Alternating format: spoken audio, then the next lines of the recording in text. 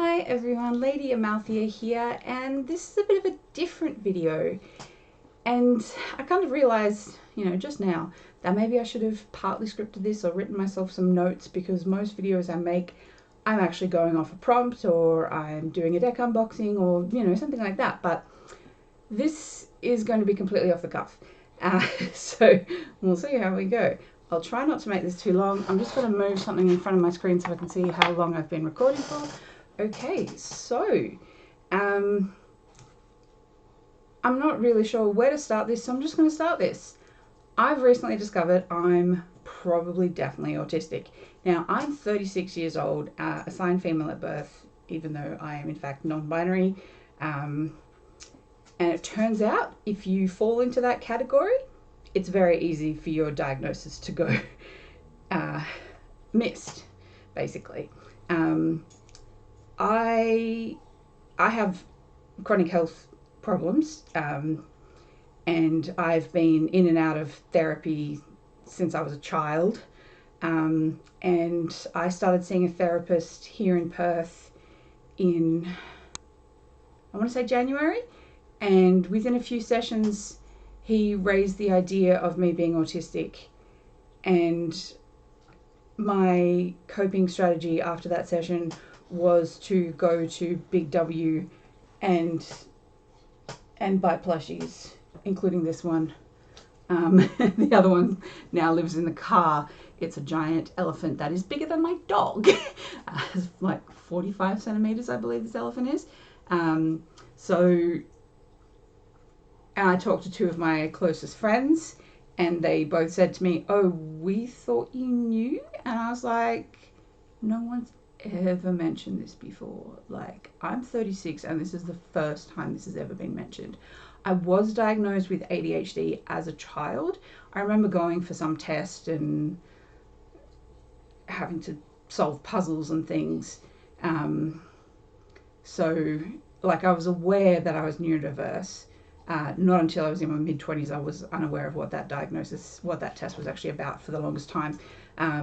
But yeah, in my mid-late 20s, I learned I did have ADHD, and I went, oh, okay, maybe that explains a few things.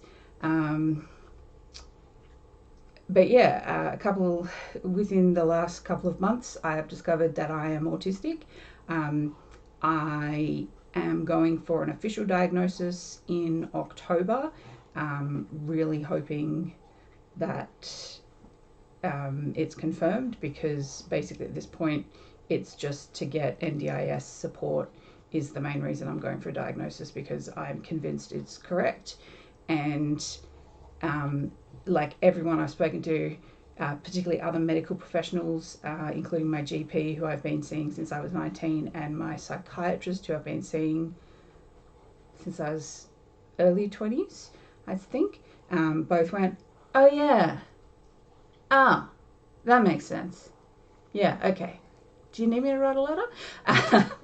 And they've both gone, well, it makes sense why it was never picked up, because with your history, your behaviours, your trauma history, all these factors, the fact that, I wasn't a little boy running around throwing things or having screaming meltdowns and all the kind of stereotypical behaviours that people associate with autism, at least did when I was growing up in the 90s, because I was born in 1985, obviously I'm 36. And I was a well-behaved child who just sat in the corner and didn't actually do their schoolwork, read books, daydreamed, but I wasn't detected as a problem child, so you can understand, with that more narrow view that the world used to have of the spectrum, that it wasn't picked up. A lot of my friends, I don't know, all of them maybe, but a large majority of my friends are neurodiverse, which is part of why I get along with them so well, because we can understand each other. We speak a similar language. I was always the weird kid. I never fit in. I struggled to understand social interactions. Lots of those kinds of typical things. And learning about being autistic has made so much sense. It's just completely flipped my worldview. It's maybe been like 2 months since I found out. I'm not sure exactly. I've lost track of time. Time is meaningless. Um, I've definitely had grief around it. Around, could we just go back in time and diagnose the small child, so that I could have had support throughout my entire life instead of struggling so much.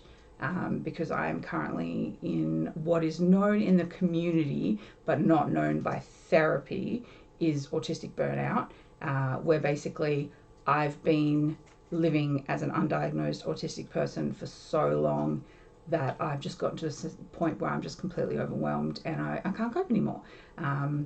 The main clue for my psychologist was I'm having a pretty, well, it's starting to settle down, but I was going through an intense period of agoraphobia, and he was trying to understand, okay, so what are my triggers so we can work with them? And I said, it's because it's too loud and bright outside, and the shops are too loud. And he said, look, if we look at the typical versus the non-typical brain, most people don't notice the sounds and sights at the shopping centre. Oh, puppy in the background. Most people don't notice those things. Marketers are paid money to understand the psychology behind the levels of volume in shopping centres. I don't know if they do that at Midland Gate, but like that's a thing, the psychology of shopping and decibels and in restaurants and things, like that's a thing. And I went, oh yeah, I knew that. Like I did actually know that. But I just thought it was too loud. We'd go to the shops and I would just completely fall to pieces. I would just have a complete meltdown, and I thought there was something physically wrong. Like I was allergic to the shops. I mean, again, it's Midland Gate, so if you're a Perth local, you'll get it. But like, it was too much. It was too much. I would overheat. I would feel like I was going to collapse. I would feel like I was going to pass out. My partner Jesse has just been so amazing throughout this whole process, because he's the one who's having to put up support. He doesn't put up with me. He supports and loves me. He's amazing. But he was the one there at the shops with me going, okay, so what can we do? I cut off all my hair in October, November 2020, because I thought I was too hot because of my hair. My hair was making me melt down. It didn't make a difference, and I was very depressed because I'd cut off all my beautiful long hair. But it's finally growing back. See, look, it's getting longer again. So yeah, like we tried things. We tried strategies. We tried switching from a handbag to a backpack so that my stuff was more easily distributed. And I mean, I always do layers clothing wise, but even in the middle of winter I'd be too hot. And I now understand that that's overwhelm, that's sensory overwhelm, not I'm allergic to the shopping centre. I mean, I am allergic to the shopping centre in essence, but it's more complicated than that. So having that understanding has been absolutely life-changing, because, like, for example, today in the mail came this. This is not a paid sponsorship. This is just, I found these on Amazon, a Bluetooth headband. So it's a headband that you wear so that you can listen to music or, podcasts or whatever. It'll be Welcome to Night Vale in my case, but you can wear that instead of headphones, because I've started finding that wearing physical headphones is horrendous, to the point where the headphones that my mum gave me that are like noise cancelling ones that I wore when I had my surgeries, well, not obviously during surgery, but when I wore during my recovery, when I was staying in hospital, and hospitals, oh my God, too noisy, so much beeping. I slept in these headphones in that time, and now I can't even wear them. Now I just can't stand them. So my friend, my amazing friend Asaji, suggested trying one of the cloth headband style headphones, because I can't wear things in my ears. On my ears, however, Care Bears. Wait, that's right. I can always get confused. Check out my, hang on. No, there. These are Tender Heart earrings. and a little star Care Bear collection from Erstwilder. I love their stuff. I'm a bit addicted now. But yeah, Asaji suggested that, so that's just arrived today. It's now fully charged. That's excellent. So I will set those up after the video and see if that helps, because like when I get sensory, I don't think that's the word I want. When I get sensory overload, part of what I want to do is shut out the sound. But if I can't shut out the sound, that makes it a bit challenging. So I'm hoping this cloth headband thing, it's pretty comfortable. It's just like, you know, some cheapy one I found on Amazon, because there are like the proper really nice looking ones that I've seen that are like quite expensive, but these were like $30. So that's, you know, a lot more reasonable for something when you're not even sure if it's going to work or not. Like I was worried it wasn't even going to be big enough because I've got a big head, but no, it's perfectly comfortable. So we'll see how that goes. But yeah, understanding that sense. Understanding? I'm a linguist. I studied linguistics at university, yet I can't speak. It's fine. Understanding that sensory overload is a huge part of the problem for me has made such a difference, because it means I'm taking measures to make sure that I can process and deal with that sensory overload. So like the headphones, for example, like I mentioned before, I now have a giant elephant plushie in my car. I have another smaller Squishamallow style. It's a little blue, I think it's actually technically a Beanie Baby one. It's a little blue husky fox thing. I'm not really sure. It's some kind of canine, vulpine canine, whatever. It's very cute and squishy. And so I have those in the car now. So when I'm feeling overwhelmed when I'm driving, I can hold those and still drive safely. I'm a safe driver. I've learned when it's not safe for me to drive. I've had a few car accidents over the years when I've driven when it hasn't been safe. So I now know what are the parameters around when it's safe for me to drive. But if I'm just quite anxious, then having the plushies in the car really helps. Like now, when Jessie and I go places, I often take a plushie with me. Like this beautiful axolotl. I know I'm not saying that properly. I don't know how to say it properly. Someone please teach me. Like this gorgeous one. This is my most recent Squishamallow that he got me the other week. We took this when we went to the movies the other night to see Everything Everywhere All at Once, which is amazing, and I highly recommend it if you just want to go and see a movie that you'll never be able to explain to anyone ever.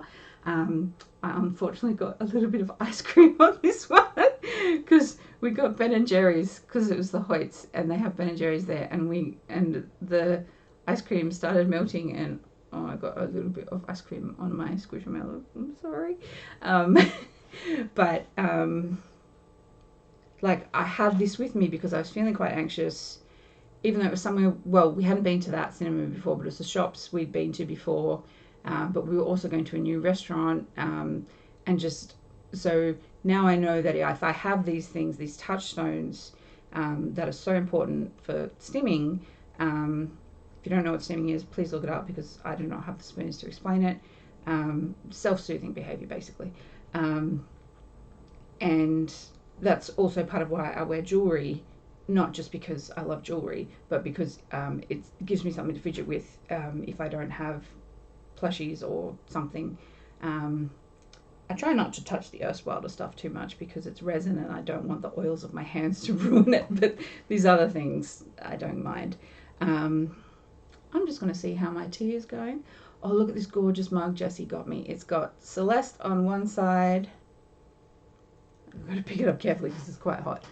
And then Blathers on the other side. And this is actually the third of these mugs we have ended up with, because the first one had a big crack in it when we brought it home from the shop, and then the second one met with a slightly unfortunate accident and is being repurposed as a makeup brush holder. Perfect.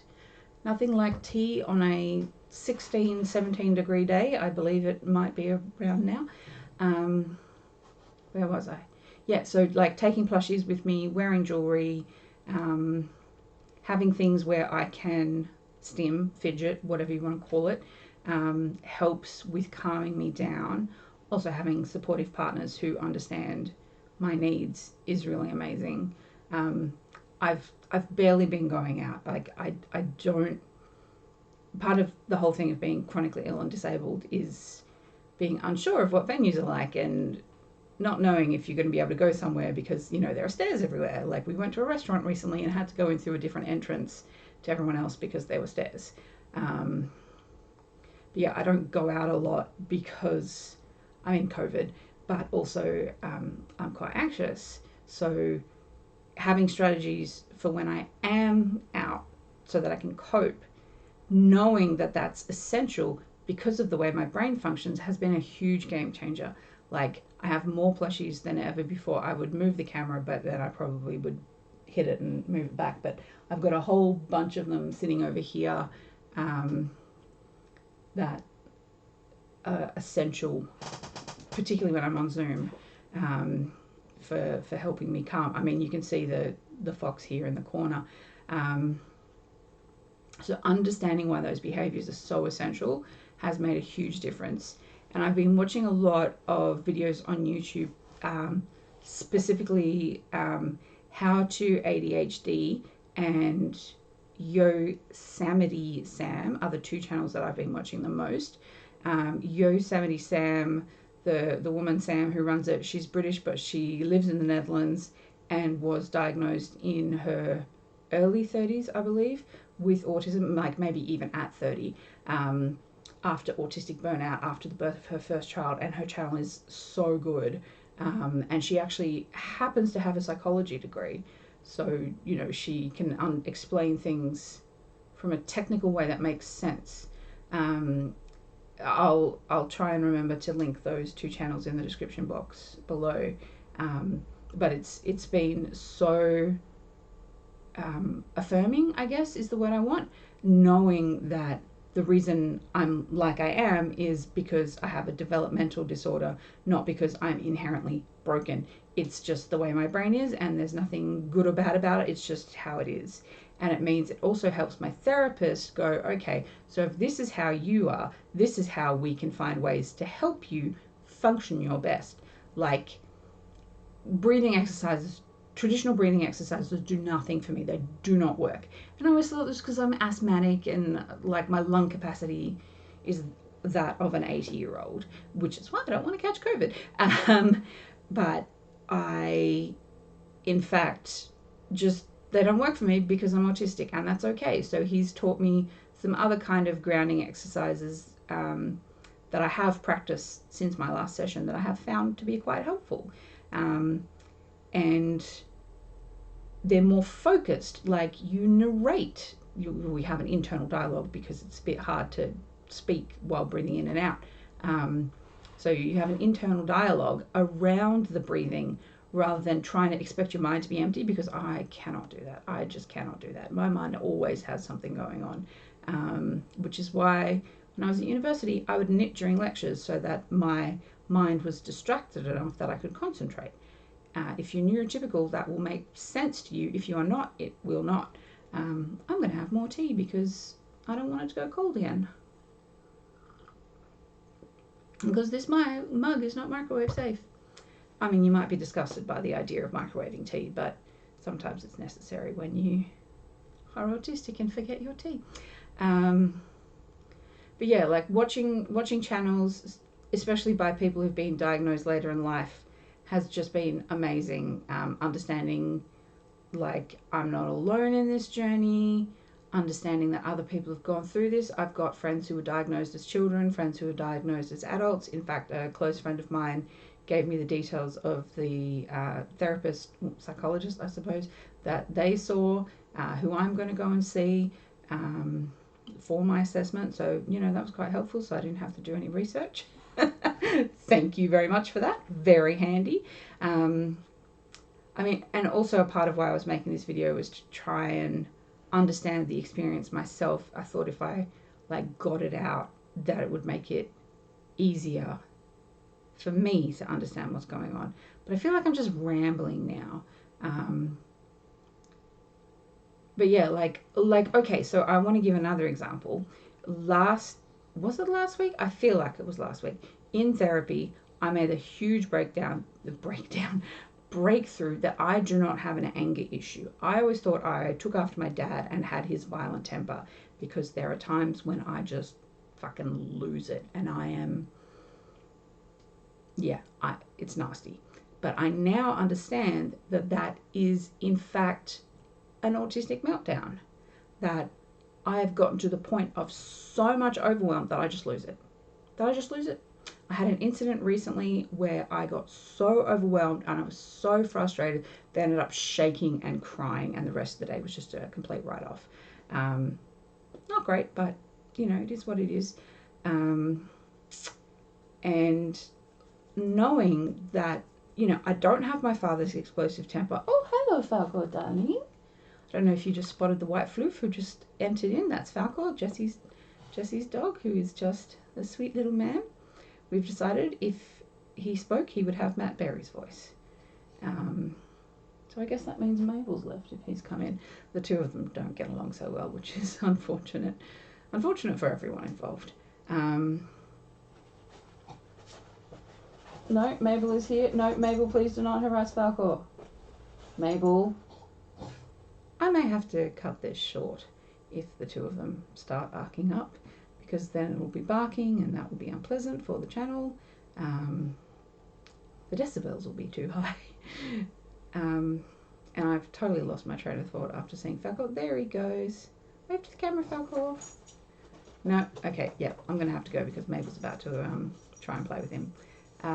Basically, thank you for watching. Yeah, this is really more of a process for me, understanding myself better rather than anything else, and maybe helping some of my loved ones understand a bit better. All right, thank you so much for watching. Until next time, many blessings.